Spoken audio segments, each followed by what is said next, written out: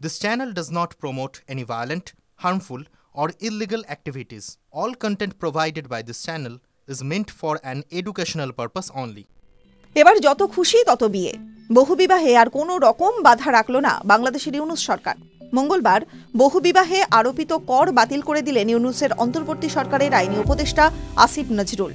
এদিন তিনি জানান, বিয়ে সম্পাদনে আরোপিত করকে অযৌক্তিক দাগিয়ে বাতিল করে দেওয়া হয়েছে অন্তর্বর্তী সরকারের তরফে, যার জেরে এবার থেকে ট্যাক্স ছাড়াই বিয়ে করা সম্ভব হবে।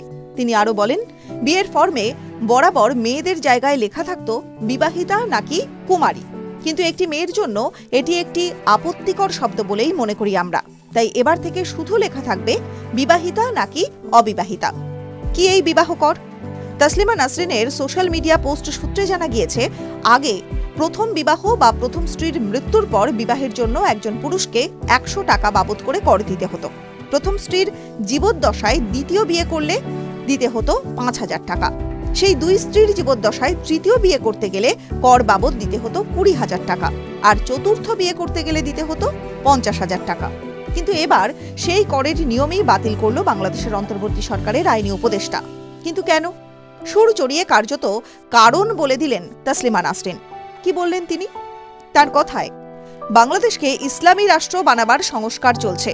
আইনি উপদেষ্টা যে সংস্কার করেছেন, অনেকে ভাবতে পারে সেই সংস্কার তিনি নিজের স্বার্থে করেছেন। যেহেতু সম্প্রতি তিনি প্রথম, দ্বিতীয় এবং তৃতীয় বিবাহ সেরেছেন এবং তিনি তার চতুর্থ বিবাহ, পঞ্চম বিবাহ, এমনকি ত্রয়োদশ বিবাহ নির্বিঘ্নে সারতে আগাম ব্যবস্থা করে নিলেন। এখানেই না থেমে তিনি আরও বলেন, কিন্তু আমি মনে করি তিনি নিজের স্বার্থে শুধু নয়, সমস্ত লোলুপ পুরুষদের স্বার্থে এই সংস্কারের কাজটি করেছেন। বহুবিবাহে পুরুষকে উৎসাহিত করাই ছিল তার মূল উদ্দেশ্য। তিনি বহুবিবাহ থেকে সমস্ত কর উঠিয়ে নিয়েছেন। TV9 Bangla digital.